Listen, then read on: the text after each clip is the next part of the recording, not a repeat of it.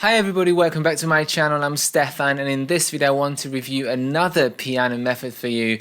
In today's video we're going to feature Piano Town by Snell and Diane Hidy. Don't forget to subscribe if you haven't already done so, and if you like what you see, give this video a thumbs up.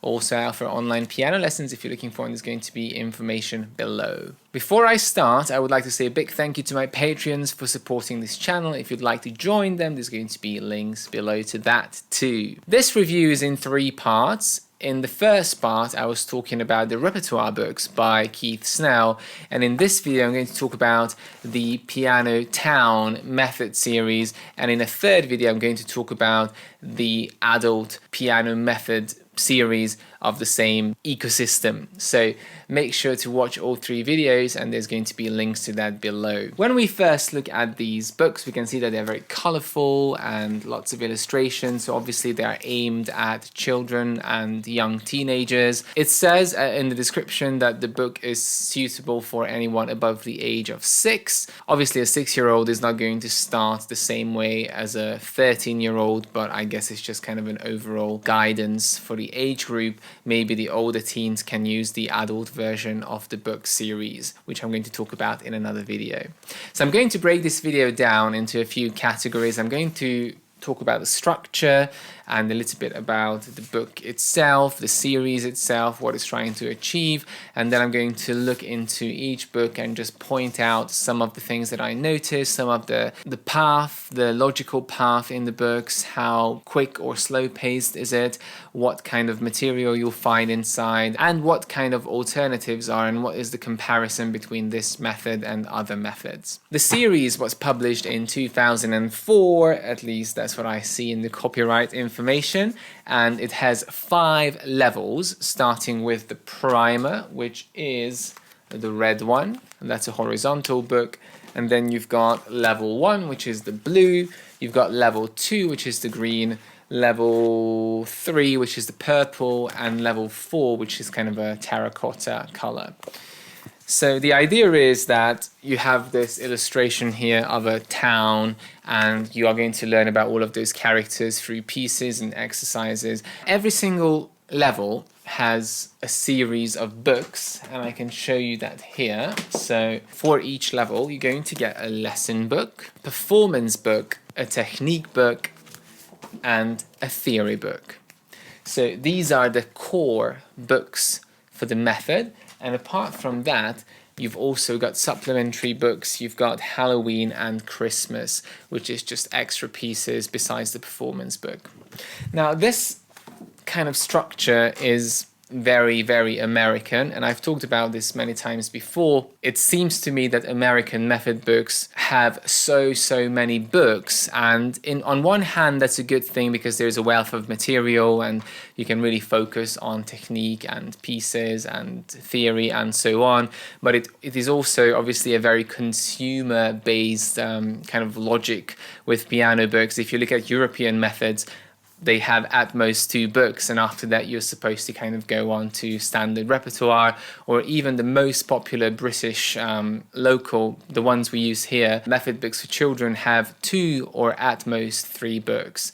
Now this one has 5 times 4, which is 20 books, and Piano Adventures and Alfred have even more, and these are the most popular American books. I don't know who started this trend of separating books. Obviously this one is a fairly new method, it's from 2004, the other ones are much older, and I assume somebody started this trend in the US and then everybody just followed. I believe that this could easily be put into 2 books. You could have a lesson and theory, and you could have a technique and performance. Especially at the primer level, I don't think there is any kind of noticeable difference between performance and lesson pieces, because you know so little, you've got so few tools to work with that it's really just creating an extra book for the sake of it. And again, this is not something just specific to this series, but I wanted to mention it. It's basically true for all American method book series. When you get to level 4, level 3, yes, there is a difference between performance and the lesson book, because in the performance you can add a lot more pieces that didn't fit into the lesson book, or you don't need to talk so much about concepts because you've already learned those in the lesson book. And the technique book, again, is very useful because you can have lots of exercises that not everybody wants to do who does the lesson books. And theory obviously is important, but I believe theory can be incorporated into the lesson books. So that's about the structure. Now, the pacing of the books, I looked through the pieces and kind of the concepts, and I would say it's definitely on the faster side amongst American method books, not compared to British because those go quite fast. But if I compare it to Piano Adventures or Alfred's Premier course, which are kind of the modern versions of their series, in this one, already in the primer level, which is before level 1, I think there's like 20 pages of pre-notation, which is basically playing by finger numbers. And then after the page 20, they introduce staff notation. And in this first book, which is only 60 pages, you learn about seconds, thirds, skips and steps, notes in the C position, and you learn about chords, you learn about accidentals, sharps and flats, you learn about ties and slurs, you learn about staccato, you learn about quarter notes, half notes, whole notes, and the eighth note as well, and you also learn about coordination of all of these together. So I think that's quite a lot put into the primer level, because if I look at other piano methods, these things only come at the end of level 1, or some of them only in the beginning of level 2. So, and also bear in mind, Piano Adventures breaks down their primer level into primer A, B and C for smaller beginners, and the primer for the regular beginners, but that's a much slower paced book than this primer. I think this is a good thing because you don't need to spend 2 years on basic concepts. If certain children need a lot more reinforcement or they need a slower paced method, then you would probably want to look somewhere else, which is more appropriate, like Piano Safari or Piano Adventures, which goes much slower. But if you have kids who are like normal paced or normal to fast, by normal I just mean kind of in the middle, or fast paced, they learn quite quickly, or they have someone at home who plays the piano and can help them, then this one is definitely much better because it goes at a much faster pace and you can get through these basic concepts quite quickly without spending too much time on them. Now, this ideology carries on in the later books, and I did notice that, for example, when a new key is introduced like F major, then you have the scale, you have the primary chords, then you have 2 pages of pieces. Let me actually show you. So here is F major, the scale, F major, the chords, F major primary chords. You've got 1 piece in F major, and then on the next page we've got 2 more pieces in F major, and on the next page we already have G major, again scale, primary chords and so on. So most of the scales and keys are introduced and you spend like 2-3 pages on it and then you go on to the next one. Whilst, for example, in Piano Adventures, you can easily stay 20-30 pages on 1 key. So they introduce C major, then you play a bunch of pieces in C major, then it introduces F major, you play like 10-15 pages in F major and so on. So again, you can see that the pacing is much quicker. The pieces don't necessarily get very difficult, so the difficulty is okay, but the concepts are introduced at a much faster pace. So I think that by the time you get to level 4 is not any more difficult than Piano Adventures level 3B or level 4. It's around the same level, but the concepts are introduced quicker. And for example, in level 4 you learn things like G flat major, which doesn't even come up in many other method books because they kind of stop at 4 or 5 sharps, 5 flats. So it really covers all the basics before you are supposed to go on to regular repertoire, which I think is really good because the purpose of these method books is to give you a good start so you can very quickly move on to proper repertoire and play actual pieces by composers, not made up stuff and lots of exercises. And obviously those are really important, but you don't want to drag it out for too long because it can get too boring and less inspiring. Obviously, other method books like Piano Adventures get around that by having 1,500 supplementary books in all kinds of genres, so you can really supplement each lesson with like a pop song, a Christmas song, a jazz song, a Disney song, and then that's going to make it feel more fun. But these books don't come with all of those supplementary books, so you've only got Christmas and Halloween, which means that obviously you are kind of stuck with what's in the lesson book, and you won't find any pop or Disney in the lesson books.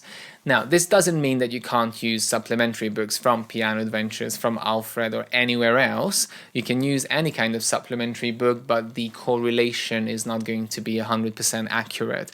So if you, for example, are in level 2 of Piano Town and you want to use level 2 supplementary books from Piano Adventures, they might not be at the exact same level, covering the exact same concepts. So I just wanted to point that out. And now let's talk about the repertoire, because obviously that's what I've been talking with the supplementary books.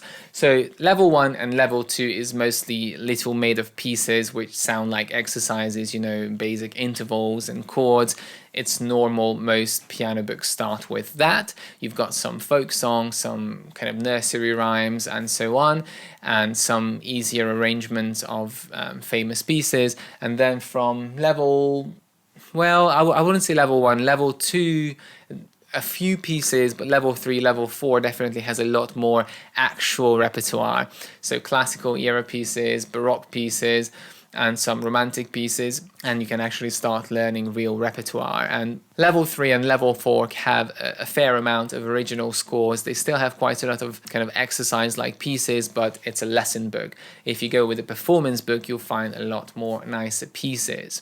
So repertoire-wise, don't expect to find any pop, Disney, or, you know, alternative genres. It's mostly classical, some folk, and some kind of traditional pieces in it, like Saints Go Marching In and so on. Now, let's have a look at another thing which is quite important about these method books: the inside, the design, the kind of structure. The first thing you see is the illustration. It's very colorful. You've got lots of illustrations. Let me try to show this to the camera. So we've got something like that. Children.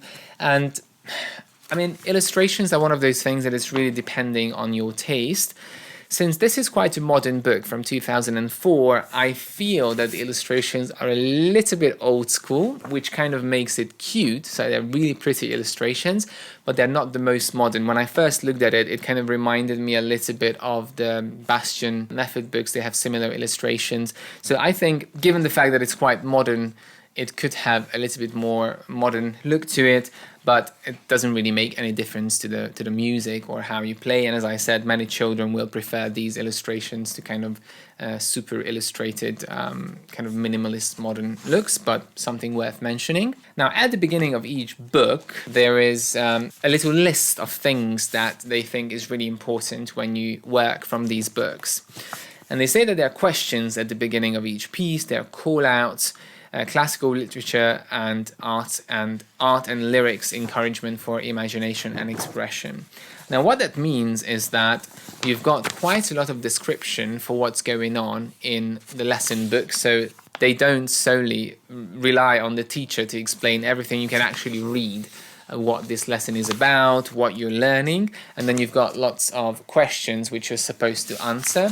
And also the call out means that, for example, here something new is introduced and you have a line going up showing you this is the key signature for G major, it's 1 sharp. So when a new symbol or something in the notation is new, you get little call outs or, you know, footnotes which explain to you what that is. And I think that's really important, because one thing is, yes, the teacher can explain it to you, but if you go home and you practice and you forget something, you can easily see it in the book. And the questions really encourage interactive communication throughout the lesson, so you can ask lots of questions. Obviously a seasoned teacher will know what to ask, but it's very useful for beginner teachers who might still be finding their ways and kind of figuring it out. I remember in the beginning, not everything was so obvious, and when you don't have so much experience, then you don't know what other things you need to reinforce and always ask, because you simply don't know how kids react and how long they remember things. The notation in the book is nice and big, is very clean, so very easy to follow. I love that.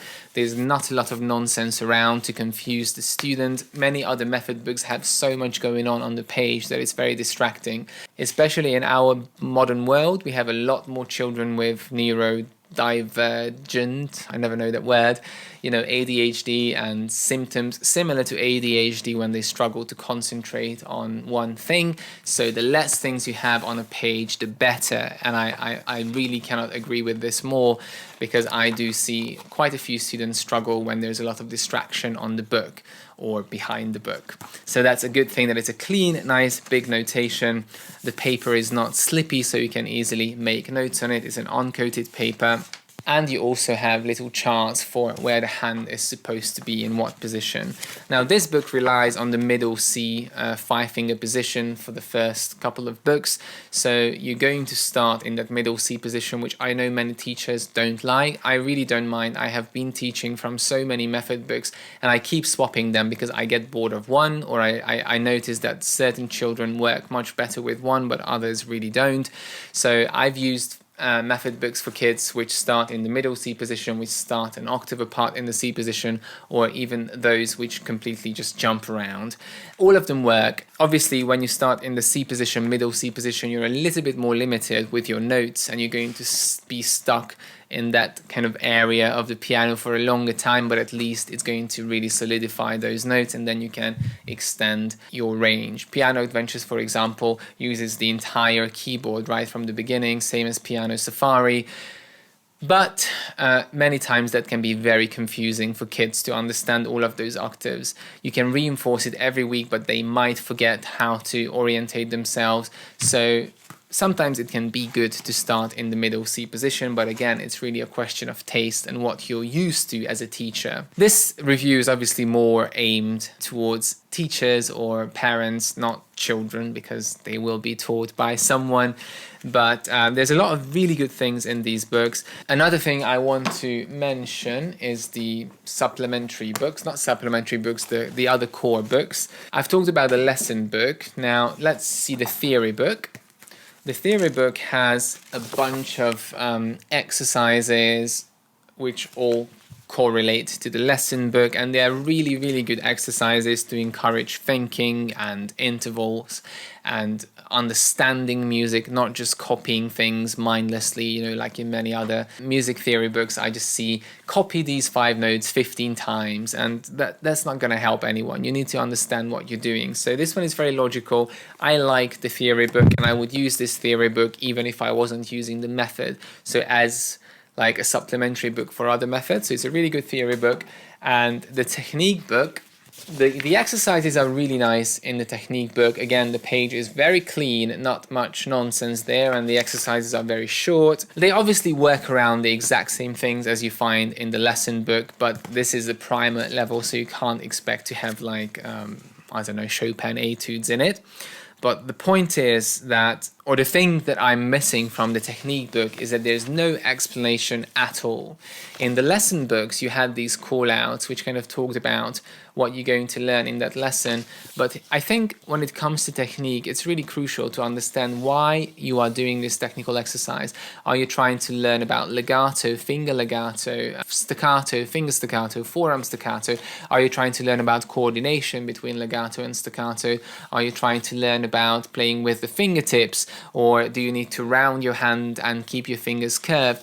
So all of these things should really be there, even though the teacher is obviously going to point these things out. But if I see an exercise here which is like broken chords, I would expect something to say here that, connect those notes nicely with a rounded hand, and then play the block chords with a heavy arm going deep into the keys, but there's nothing written about that. So that's the one thing I miss about the technique book, a little bit more description. I've seen other technique books from other series which do talk about these things alongside the exercises. The exercises are really good, I'm just missing the description. And the final book is the performance, which I did already talk about. Very similar pieces to the lesson book, probably a few more well-known pieces. You've got Jingle Bells and Minuet in G, obviously simpler versions of those because it's the primer book. But again, it's a very A very, very clean layout, and you also learn a little bit about composers. There is some music history lessons in there. And I forgot to say that obviously in the lesson book and in the performance book, you have a lot of accompaniments for teacher accompaniment. So the kids can enjoy the pieces even more because you can play along and the accompaniments work really well with the pieces inside the book. So without going on for 2 hours, these were my basic points about Piano Town. It's a fairly new, obviously it's not new, it's 20 years now since it's been published, but compared to other piano methods, it's one of the newest ones from the most popular ones. I like the fact that it's more condensed, so it doesn't go like Faber's Premier course, I think has 8 levels and all of those have 4 books, so it's like 30 something books that you have to buy to get through the levels, and it doesn't get much more difficult than this. Piano Adventures, again, for each level you've got like 20 books to choose from. It's great to have that choice, but it's also overwhelming and too much. Now with this one, it's obviously still a lot more than what we're used to in the UK or in Europe, but it's definitely the more concise version of those methods, and it still teaches you everything that you need to know before you can carry on and just learn repertoire. You don't even need to finish level 4 because level 4 is really just bringing in a lot of original repertoire, so you can carry on to repertoire after level 3, but it gives you a little bit more reinforcement on technique and some more concepts, and obviously introduces a few more keys and scales. I think it's a really nice method. As I said, there are a couple of things that I was missing from it, but all in all, it's definitely very well thought of. It's interesting, it's lovely illustrations in it, interesting pieces. It's a very easy to understand way of explaining concepts, very logical flow throughout the books. So give them a try, and if you have any more questions about this, leave them in the comments. Thank you very much for watching, and as always, subscribe for more.